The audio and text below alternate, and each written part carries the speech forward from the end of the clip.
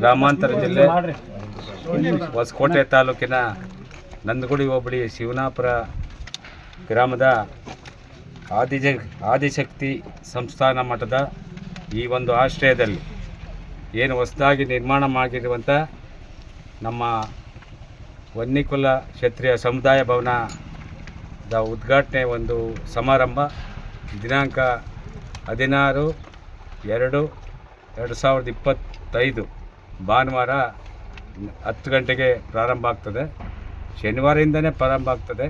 ಹೋಮ ಪೂಜೆಗಳು ಎಲ್ಲ ಶನಿವಾರ ವಿದ್ಯುಕ್ತವಾಗಿ ಭಾನುವಾರ ಈ ಕಾರ್ಯಕ್ರಮ ನಡೀತದೆ. ಈ ಕಾರ್ಯಕ್ರಮಕ್ಕೆ ನಮ್ಮ ಪೂಜ್ಯ ಸ್ವಾಮಿಗಳಾದಂಥ ಜಯೇಂದ್ರಪುರಿ ಸ್ವಾಮಿಗಳು, ಶ್ರೀ ಗೋಪಾಲ ಸ್ವಾಮಿಗಳು ಕೈಲಾಸಾಶ್ರಮ, ಶ್ರೀ ಬದ್ಧಗಿರಿ ಸ್ವಾಮಿಗಳು, ನಿರಂಜನಾಪುರಿ ಸ್ವಾಮಿಗಳು, ಸಾಯಿ ಮಂಜುನಾಥ ಸ್ವಾಮಿಗಳು, ಶ್ರೀ ಶಿವಾನಂದ ಸ್ವಾಮಿಗಳು, ಶ್ರೀ ಮಡಿವಾಳ ಮಹಾಸ್ವಾಮಿಗಳು, ಇದಕ್ಕೆಲ್ಲ ಮೂಲ ನಮ್ಮ ಆದಿಶಕ್ತಿ ಸಂಸ್ಥಾನ ಮಠದ ನಮ್ಮ ಪೂಜ್ಯ ಸ್ವಾಮಿಗಳಾದಂಥ ಪ್ರಣಮಾನಂದ ಸ್ವಾಮಿಗಳ ಒಂದು ನೇತೃತ್ವದಲ್ಲಿ ಈ ಒಂದು ಕಾರ್ಯಕ್ರಮ ನಡೀತದೆ. ಈ ಕಾರ್ಯಕ್ರಮಕ್ಕೆ ಮುಖ್ಯ ಅತಿಥಿಗಳಾಗಿ ನಮ್ಮ ಕ್ಷೇತ್ರದ ಶಾಸಕರು ಮತ್ತು ಕ್ಯೂನಿಕ್ಸ್ ಸಂಸ್ಥೆಯ ಅಧ್ಯಕ್ಷರಾದಂಥ ಶರತ್ ಬಚ್ಚೇಗೌಡರು, ಅದೇ ರೀತಿ ಜಿಲ್ಲಾ ಉಸ್ತುವಾರಿ ಸಚಿವರಾದಂಥ KH ಮುನಿಯಪ್ಪನವರು, ಮಾಜಿ ಸಚಿವರು, ಮಾಜಿ ಲೋಕಸಭಾ ಸದಸ್ಯರಾದಂಥ ಬಚ್ಚೇಗೌಡರು, ಮಾಜಿ ಸಚಿವರಾದಂಥ ಲಿಂಬಾವಳಿಯವರು, ಅದೇ ರೀತಿ ಬೈರತಿ ಸಚಿವರಾದಂಥ ಬೈರತಿ ಸುರೇಶ್ ಅವರು, ಹಾಲಿ ಲೋಕಸಭಾ ಸದಸ್ಯರಾದಂಥ ಸುಧಾಕರ್ ಅವರು, ವಿಧಾನ ಪರಿಷತ್ತಿನ ಸದಸ್ಯರುಗಳು, ಅದೇ ರೀತಿ ನಮ್ಮ ಜನಾಂಗದ ಎಲ್ಲ ರಾಜ್ಯ, ಜಿಲ್ಲೆ, ತಾಲೂಕು ಮಟ್ಟದ ಎಲ್ಲ ಚುನಾಯಿತ ಪ್ರತಿನಿಧಿಗಳು, ಅದೇ ರೀತಿ ಕೋಲಾರ ಜಿಲ್ಲೆ, ಬೆಂಗಳೂರು ಗ್ರಾಮಾಂತರ ಜಿಲ್ಲೆ, ಚಿಕ್ಕಬಳ್ಳಾಪುರ ಜಿಲ್ಲೆ, ನಗರ ಜಿಲ್ಲೆ, ಬೆಂಗಳೂರು ನಗರ, ರಾಮನಗರ ಜಿಲ್ಲೆ, ಈ ಭಾಗದಲ್ಲಿರ್ತಕ್ಕಂಥ ನಮ್ಮ ವನ್ನಿಕುಲ ಕ್ಷತ್ರಿಯ ಎಲ್ಲ ಮುಖಂಡರುಗಳು, ಗೌಡರು, ಯಜಮಾನರು, ಕುಲದ ಕರೆದ ಪೂಜಾರಿಗಳು, ಗಣಾಚಾರ್ಯಗಳು ಎಲ್ಲ ಭಾಗವಹಿಸ್ತಾರೆ. ಇದಕ್ಕೆ ಈ ಕಾರ್ಯಕ್ರಮಕ್ಕೆ ಎಲ್ಲ ಈ ಒಂದು ಉದ್ಘಾಟನೆ ಸಮುದಾಯ ಭವನಕ್ಕೆ ಸಹಕಾರ ನೀಡಿದಂಥ ಎಲ್ಲ ದಾನಿಗಳನ್ನು ಇವತ್ತು ಅವ್ರನ್ನ ಗೌರವಿಸುವಂಥ ಕಾರ್ಯಕ್ರಮ ಭಾನುವಾರ ನಡೀತದೆ. ಈ ಒಂದು ಕಾರ್ಯಕ್ರಮಕ್ಕೆ ಎಲ್ಲ ನಮ್ಮ ಜನಾಂಗದ ಹಿರಿಯರು, ಮುಖಂಡರು, ಈ ಮಠದ ಎಲ್ಲ ಭಕ್ತಾದಿಗಳು ಬಂದು ಈ ಕಾರ್ಯಕ್ರಮವನ್ನು ಯಶಸ್ವಿಯಾಗಿ ನಡೆಸ್ಕೊಡ್ಬೇಕಾಗ್ತದೆ. ವಿಶೇಷವಾಗಿ ಈ ಒಂದು ನಮ್ಮ ಆದಿಶಕ್ತಿ ಸಂಸ್ಥಾನ ಮಠದ ನಮ್ಮ ಪೂಜ್ಯ ಸ್ವಾಮಿಗಳಾದಂಥ ಪ್ರಣಮಾನಂದ ಸ್ವಾಮಿಗಳು ಇಲ್ಲಿ ಬಂದು ನೆಲೆಸಿ ಇವತ್ತು 8ನೇ ವರ್ಷ ನಡೀತದೆ. ವಿದ್ಯುಕ್ತವಾಗಿ ಅವರು ಈ ಬಂದು ನೆಲೆಸಿದ ಮೇಲೆ ಈ ಒಂದು ಜನಾಂಗಕ್ಕೆ ನಮಗೆ ಒಂದು ಮಠದ ಒಂದು ಗೌರವ ಘನತೆ ಉಳಿಸ್ಕೊಂಡು ನಮ್ಮ ಪರಂಪರೆಯನ್ನು ನಡೆಸ್ಕೊಳ್ಳೋದಕ್ಕೆ ಒಂದು ಮಾರ್ಗದರ್ಶನ ನೀಡ್ತಾರೆ. ಇದಕ್ಕೆ ಯಾರಿಗೇ ಮಾಹಿತಿ ಇಲ್ಲದಿರಾಗಲಿ ಎಲ್ಲರೂ ತಪ್ಪದೇ ಬಂದು ಈ ಕಾರ್ಯಕ್ರಮವನ್ನು ಯಶಸ್ವಿ ಮಾಡಿಕೊಡ್ಬೇಕು ಅಂತೇಳಿ ನಾನು ಒಬ್ಬ ಜಿಲ್ಲಾ ಪಂಚಾಯಿತಿ ಮಾಜಿ ಅಧ್ಯಕ್ಷರಾಗಿ, ತಾಲೂಕು ತಿಗಳದ ಸಂಘದ ಅಧ್ಯಕ್ಷರಾಗಿ, ಈ ಸಂಸ್ಥೆ ಈ ಒಂದು ಮಠದ ಟ್ರಸ್ಟ್ ನಿರ್ದೇಶಕರಾಗಿ ನಾನು ಎಲ್ಲರಲ್ಲಿ ಮನವಿ ಮಾಡ್ತೇನೆ. ಈ ಕಾರ್ಯಕ್ರಮ ಯಶಸ್ವಿ ಮಾಡಿಕೊಡ್ಬೇಕು ಅಂತೇಳಿ ಮತ್ತೊಮ್ಮೆ ನಾನು ಎಲ್ಲರಲ್ಲೂ ಮನವಿ ಮಾಡ್ತೇನೆ. ಓಂ ಶ್ರೀ ಗುರುಭ್ಯೋ ನಮಃ. ಗುರುಬ್ರಹ್ಮ ಗುರುರ್ವಿಷ್ಣು ಗುರುರ್ದೇವೋ ಮಹೇಶ್ವರಃ, ಗುರುಸ್ಸಾಕ್ಷಾತ್ ಪರಬ್ರಹ್ಮ ತಸ್ಮೈ ಶ್ರೀ ಗುರವೇ ನಮಃ. ಆದಿಶಕ್ತಿ ಆರಾಧ್ಯ ದೇವತೆಯಾದಂಥ ದ್ರೌಪದಿ ಸ್ವರೂಪಿಣಿಯಾದಂಥ ಆದಿಶಕ್ತಿ ದೇವಿಯ ಪಾದಾರವಿಂದಾರಗಳಲ್ಲಿ ವಂದಿಸಿ,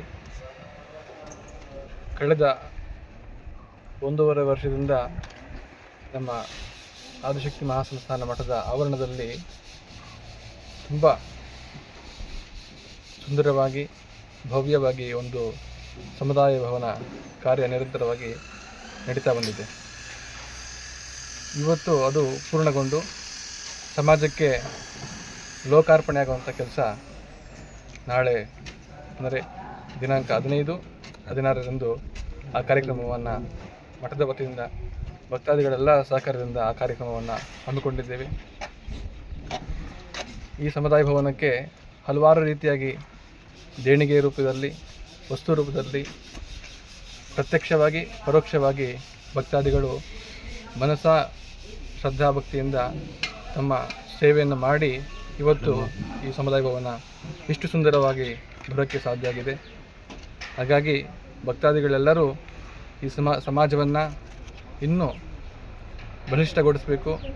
ಸಮಾಜವನ್ನು ಮುನ್ನಡೆಸಬೇಕಂತಂದರೆ ಸಮಾಜದಲ್ಲಿರುವಂಥ ಎಲ್ಲ ಭಕ್ತಾದಿಗಳು, ಕುಲಸ್ಥರು, ಗ್ರಾಮಸ್ಥರು ಸೇರಿ ಮಠಕ್ಕೆ ನಿರಂತರವಾಗಿ ನಡೆದುಕೊಂಡು ಅಂದರೆ ಸಮಾಜ ಮುಂದಿನ ದಿನಗಳಲ್ಲಿ ನಾವು ಇದೇ ರೀತಿಯಲ್ಲಿ ಸಮಾಜ ಶೈಕ್ಷಣಿಕವಾಗಿ, ಆರ್ಥಿಕವಾಗಿ, ಸಾಮಾಜಿಕವಾಗಿ ಸಮಾಜವನ್ನು ಕಟ್ಟುವಂಥ ಕೆಲಸ ಆಗುತ್ತೆ.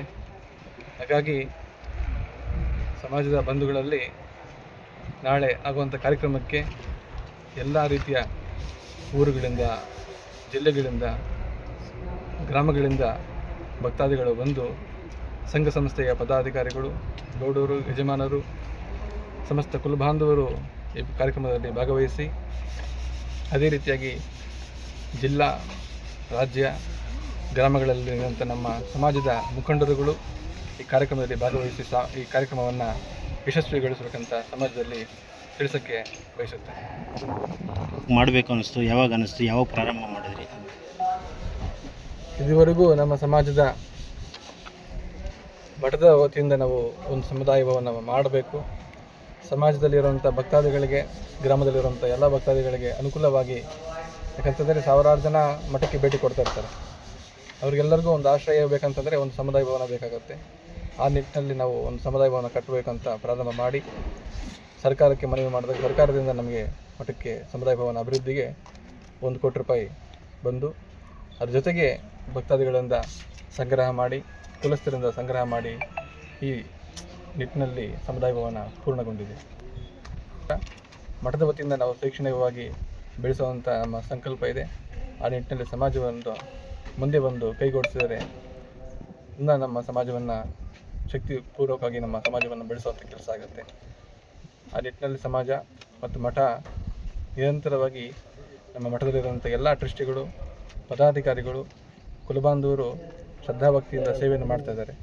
ಅವರಿಗೆಲ್ಲರಿಗೂ ಆ ಜಗನ್ಮಾತೆ ಇನ್ನೂ ಶಕ್ತಿ ಜಾಸ್ತಿ ಕೊಟ್ಟು, ಭಕ್ತಿಯನ್ನು ಇನ್ನೂ ಜಾಸ್ತಿ ಕೊಟ್ಟು ಆ ದೇವಿ ಅವರಿಗೆಲ್ಲ ವಿಧವಾದ ಮಂಗಳವನ್ನು ಉಂಟು ಮಾಡಲಿ ಅಂತ ದೇವಿಯಲ್ಲಿ ಪ್ರಾರ್ಥನೆ ಮಾಡ್ತೇವೆ. ನಾವು ಟ್ರಸ್ಟ್ನವರು ಎಲ್ಲ ಸೇರಿ ಈಗಾಗಲೇ ಮಾನ್ಯ ಶಾಸಕರಿಗೆ ಈ ನಮ್ಮ ಮಠಕ್ಕೆ ಜಮೀನು ಒದಗಿಸ್ಬೇಕು ಅಂತೇಳಿ 2-3 ಬಾರಿ ಮನವಿ ಮಾಡಿದ್ದೀವಿ. ಅವರು ಹಿಂದೆ ಒಂದು ಪುರಸ್ಕಾರ ಕಾರ್ಯಕ್ರಮದಲ್ಲಿ ಒಂದು ಆಶ್ವಾಸನೆ ಕೊಟ್ಟವ್ರೆ. ಈ ಕಾಮಗಾರಿಗಳಿಗೂ ಅವರು ಸುಮಾರು ಒಂದು 15-20 ಲಕ್ಷ ರೂಪಾಯಿ CC ಕಾಮಗಾರಿಗಳು ಕೊಟ್ಟವ್ರೆ. ಮುಂದೆ ಅವರಿಂದ ಜಮೀನು ಪಡೆದು ನಮ್ಮ ಮಠಕ್ಕೆ ಅಭಿವೃದ್ಧಿ ಮಾಡೋದಕ್ಕೆ ನಮ್ಮ ತಾಲೂಕಿನ ಎಲ್ಲ ಮುಖಂಡರುಗಳು, ನಮ್ಮ ಜಿಲ್ಲಾ, ರಾಜ್ಯ ಎಲ್ಲ ಮುಖಂಡರುಗಳು ಸೇರಿ ಈ ಮಠಕ್ಕೆ ಒಂದು ಜಾಗ ಮಾಡಿ ಇನ್ನೂ ಈ ಮಠನ ಎತ್ತರವಾಗಿ ಬೆಳೆಯೋದಕ್ಕೆ ಸಹಕಾರ ನೀಡಬೇಕು ಅಂತೇಳಿ ನಾನು ಅವರಲ್ಲಿ ಮನವಿ ಮಾಡ್ತೀನಿ. ನಾಳೆ ಭಾನುವಾರ ಕಾರ್ಯಕ್ರಮ ಬಂದಾಗ ಅವರಿಗೆ ಒಂದು ಮನವಿ ಪತ್ರ ಕೊಟ್ಟು ಆ ಜಮೀನನ್ನು ಅನುಷ್ಠಾನಗೊಳಿಸೋದಕ್ಕೆ ಪ್ರಯತ್ನ ಮಾಡೋದಕ್ಕೆ ನಾವು ಪ್ರಯತ್ನ ಮಾಡ್ತೀವಿ.